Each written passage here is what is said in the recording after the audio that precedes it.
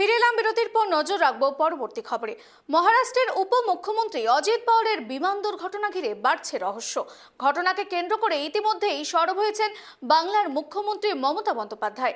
দাবি তুলেছেন উচ্চ পর্যায়ের পূর্ণাঙ্গ তদন্তের, যেখানে ভিআইপিদের জন্য নিশ্চিত নিরাপত্তা প্রোটোকল থাকে, সঙ্গেই সেখানে মাঝ আকাশে ঠিক কি এমন ঘটেছিল যা এই মর্মান্তিক পরিণতি ডেকে আনলো, এমন কিন্তু প্রশ্ন উঠছে। দেখুন আমাদের প্রতিনিধির সঙ্গে এক্সক্লুসিভ বিশ্লেষণে পাইলট ক্যাপ্টেন বি পার্থ সারথী। দেখুন, মহারাষ্ট্রের উপমুখ্যমন্ত্রী অজিত পাওয়ারের এই মুহূর্তে বিমান দুর্ঘটনায় মৃত্যুর খবর আসার পরে শোকস্তব্ধ গোটা দেশ। তবে গত কয়েক বছর ধরে আমরা দেখতে পাচ্ছি এই বিমান দুর্ঘটনা যথেষ্টভাবে বেড়ে চলেছে আমাদের দেশ জুড়ে। আমরা এই মুহূর্তে আমাদের সঙ্গে সরাসরি পেয়ে গিয়েছি কেটিভি বাংলায় জনপ্রিয় পাইলট এবং 18 বছর তার অভিজ্ঞতা রয়েছে, এবং তার সঙ্গে কথা বলবো। কেটিভি বাংলায় স্বাগত জানাচ্ছি ক্যাপ্টেন বি পার্থ সারথীকে। নমস্কার। প্রথমেই বলবো যে একজন একটা ভিভিআইপি, তার সুরক্ষার জন্য আরও কি সতর্ক হওয়া দরকার ছিল না? বিশেষ করে কি মনে হচ্ছে, এটা কি আবহাওয়ার কোনো গাফিলতি বা আবহাওয়ার জন্য, নাকি যান্ত্রিক কোনো ত্রুটি, নাকি নাশকতার ছক? কেটিভি সব দর্শককে নমস্কার আমার তরফ থেকে। অ্যান্ড আজকে সত্যি করবে একটা দুঃখের দিন, অ্যান্ড কোনো ভাষা নিয়ে এক্সপ্রেস করার একজন VIP veteran politician deputy chief minister of Maharashtra expire হয়েছেন। আর সঙ্গে সঙ্গে আমাদের দুজন পাইলট এবং ক্যাপ্টেন যে সিনিয়র কমান্ডার ছিলেন, ও কখনো আমার ইন্টারভিউ নিয়েছিলেন এয়ার সাহারাতে 2006-তে। আমি পার্সোনালি ওনাকে চিনি। ওনার ছেলে আমার সঙ্গে দীর্ঘদিন স্পাইজেটে ফ্লাইং করেছে। সো এইরকম হলো অবস্থা। তো যতটুকু আমি জানি, আমার যতটুকু বলা, আমি সেটা বলতে চাই এখানটায়, যে সাবধানতার কোনো কম্প্রোমাইজ এভিয়েশনে পাইলটদের তরফ থেকে করা হয় না, ফার্স্ট অফ অল। সেকেন্ড, ওনার যা ব্যক্তিগত স্কিল এক্সপিরিয়েন্স আছে, he was himself a trainer, director of operation ছিলেন এয়ার সাহারায়। তারপর ওনার মানে এক্সামিনার, ইনস্ট্রাক্টর, চেক পাইলট, বিভিন্ন ধরনের ট্রেনার রোল, মানে অনেক পাইলটদেরকে উনি তৈরি করেছেন স্টুডেন্ট থেকে। সো ওই ধরনের স্কিলফুল ব্যক্তিত্ব। এদের গেল কি রিটায়ারমেন্টের আগের বয়স চলছে এখন, তো হিউজ 40-45 বছরের কেরিয়ার। এখন দেখুন, এমার্জেন্সিটা যদি অনেক আগে থেকে এমার্জেন্সি হতো, ধরুন ইভেন 10 মিনিট আগেও টের পেল যারা এমার্জেন্সি হচ্ছে, যেহেতু ভিআইপি অনবোর্ড, আর যেহেতু বারামতিটা অ্যাকচুয়ালি আনফর্চুনেটলি ওটা আমার ফ্লাইং ট্রেনিং স্কুল ছিল। 2002-তে আমি ওখানে ট্রেনিং করেছিলাম ইনিশিয়াল ফ্লাইং ডেজে। তো ওই বারামতি হচ্ছে অ্যাকচুয়ালি ছোটো একটা এয়ার স্ট্রিপ আছে ওখানটায়, ফ্লাইং স্কুল টুল একাডেমি আছে। তো ওখানটায় মানে ফ্যাসিলিটিস অফ ডিজাস্টার ম্যানেজমেন্ট আর ইমার্জেন্সি ল্যান্ডিং, তো ওই রকম লম্বা রানওয়ে বা অ্যাডিকুয়েট ফ্যাসিলিটিস নেই। তো ওনাদের যা এক্সপিরিয়েন্স, যে এক্সপিরিয়েন্সের পাইলট ওনারা, যদি এটা আগাম থেকে বোঝা যেত যে এটা ইনসিডেন্টটা বা অ্যাক্সিডেন্টের চলে যেতে পারে বা ফ্যাটাল কিছু হতে পারে, ওরা কখনোই ট্রাই করবে না ল্যান্ড করার জন্যে।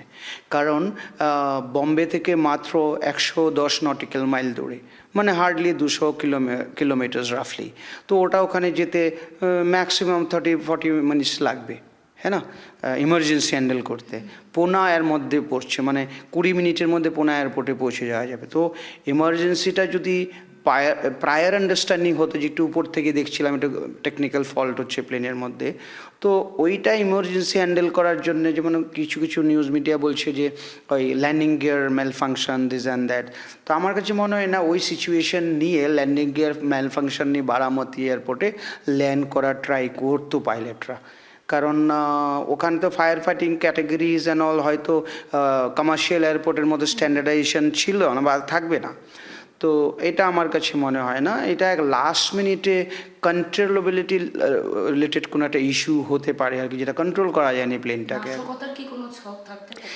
দেখুন, নাশকতা, এখন প্লেন যদি A to B যায়, প্লেনের মধ্যে কি এরকম কোনো ইনস্ট্রুমেন্ট লাগিয়ে দেওয়া যায়, বা এরকম কোনো আমি ওয়্যার দিয়ে পেঁচিয়ে দিলাম যে এটা আমি টেক অফের সময় প্রবলেম করবে না কন্ট্রোল সার্ভিসে, শুধু ল্যান্ডিংয়ের সময় করবে আর বাড়ির সামনে গিয়ে অ্যাক্সিডেন্ট হবে? এটা কি এরকম? আনফর্চুনেটলি ওনার বাড়ি বারামতিতে বলে আমি এটা ভাবছি, বাট টেক অফ তো বম্বে থেকে করেছি, করেটা তো ক্লাইম্ব করেছে, ক্রুজ অল্টিটিউড গেছে, তারপরে ডিসেন্ড করেছে, ল্যান্ডিং করতে গেছে। তো এন্টায়ার ফেজে যদি ওটা কোনো ম্যাল ফাংশন বা টেকনিক্যাল প্রবলেম হতো তো ইন ফ্লাইটে এটিসিকে জানিয়ে ব্যাক টু বম্বে চলে আসতো ওটা না। কারণ বম্বেতে মেডিকেল সাপোর্ট, লম্বা রানওয়ে আছে, সমস্ত ওদের যে কোম্পানির প্লেনটা, ওদের ইভেন বম্বেতে স্ট্রং মানে মেকানিক্যাল সাপোর্ট, ইঞ্জিনিয়ারিং সাপোর্ট থাকবে। তাহলে কোনো পাইলটই প্লেনটাকে ওখানে ল্যান্ড করবে না যদি আগাম বুঝে যে এটা হচ্ছে। মানে ওই মেডে যেটাকে বলা হয় আপনাদের ভাষায়, বা জরুরি সংকেত, ওই জরুরি সংকেতটাও দেওয়ার মতো পজিশন ছিল না? এটা তো ডিস্ট্রেস কল মেডে, ঠিক আছে। এখন ডিস্ট্রেস কল আদৌ দিয়েছিল কিনা এটা তো লোকজন বলছে দিয়েছে। তো ডিস্ট্রেস কল দেওয়া মানে তারপরে ল্যান্ড কন্টিনিউয়েশন করা মানে পিওরলি কন্ট্রোল রিলেটেড ইস্যু হবে, প্লেনকে কন্ট্রোল করা যায়নি, অ্যাজ সিম্পল অ্যাজ দ্যাট।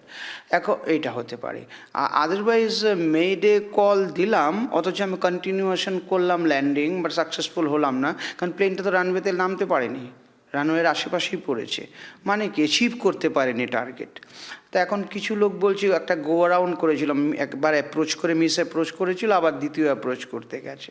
তো জেনারেলি বারামতি এয়ারফিল্ডে আমরা যে ছোটোবেলা এক্সপিরিয়েন্স করেছিলাম ফ্লাইং স্কুলের টাইমে ট্রেনিংয়ের সময়, ওটা ফন উইন্ড সাইড এরিয়া আছে মহারাষ্ট্রের, যে ওখানে উইন্ডটা মানে হাওয়াটা সবসময় ড্রাই থাকে, একটু স্ট্রং হাওয়া থাকে, বাট এই সকাল 8টার সময় তো হাওয়া স্ট্রং হয় না, এটা দুপুরবেলা। না না না, স্ট্রং হাওয়া হয় না মানে ভালো, শান্ত, মানে শান্ত কাম উইন্ড বলে আর কি এটাকে। নর্মালি ম্যাক্সিমাম ভিজিবিলিটি ডাউন হতে পারে, এখন ওখানে যদি ভিজিবিলিটি বিলো স্ট্যান্ডার্ড হয় নিশ্চয়ই পাইলটটা ল্যান্ড করার জন্য অ্যাপ্রোচই করবে না বা ডিপারচারই করবে না বম্বে থেকে। whatever happened, it has happened very much last scenario, very sudden development যেটাকে কন্ট্রোল করা যায়নি।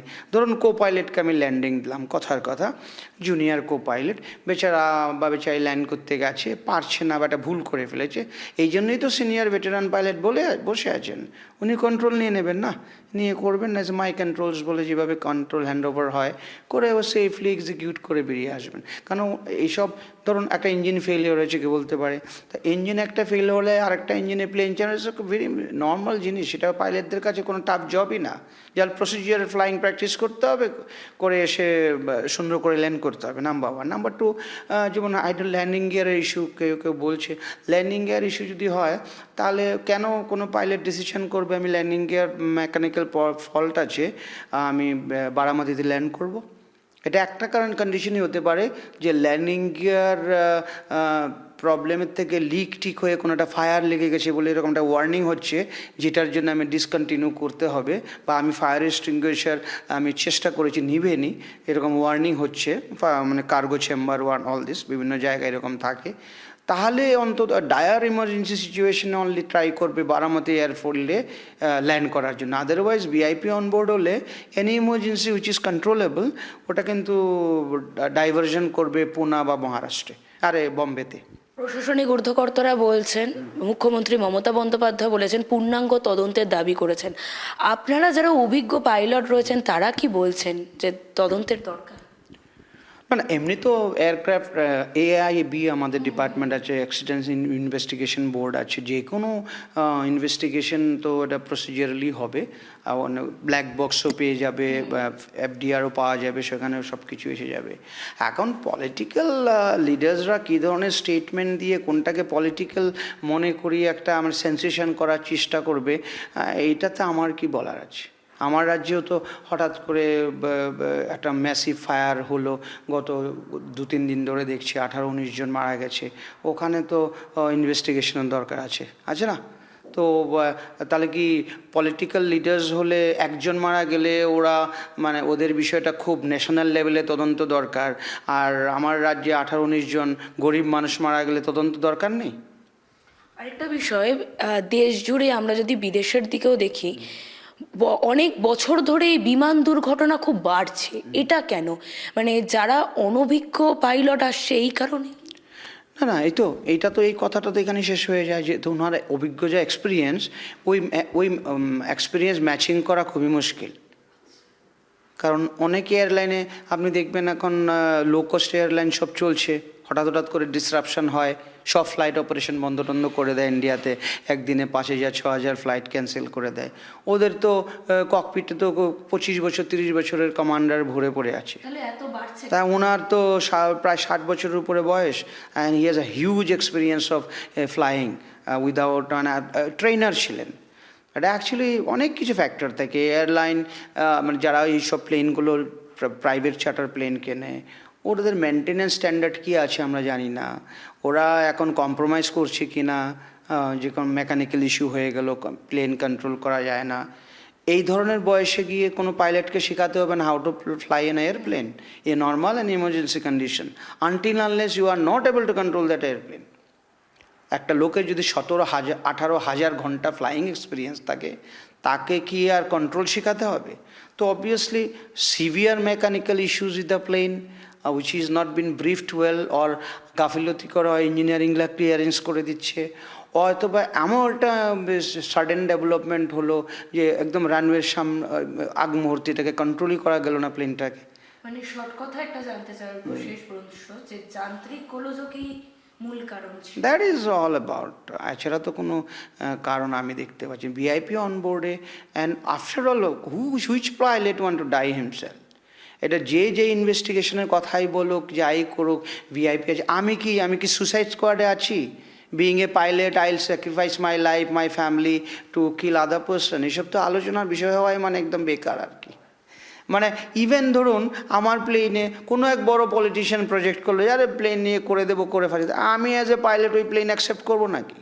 আমার কাছে সাসপেক্ট হবে না যখন ইঞ্জিনিয়ারিং ক্লিয়ার করে দেবে? এখনও জ্ঞান, নলেজ, টেকনিক্যাল নলেজ না থাকলে যা হয় আর কি দেশের মধ্যে। একেবারেই, অর্থাৎ 18 বছরের অভিজ্ঞ আমরা পাইলটের কাছ থেকে শুনেই নিলাম যে যতই তদন্তের দাবি উঠুক না কেন প্রশাসনিক মহলের তরফ থেকে, যান্ত্রিক গোলযোগই হয়তো মূল কারণ ছিল এই বিমান দুর্ঘটনার। ক্যামেরায় স্বপনের সঙ্গে সুকৃতি, KTV বাংলা, নিউ টাউন।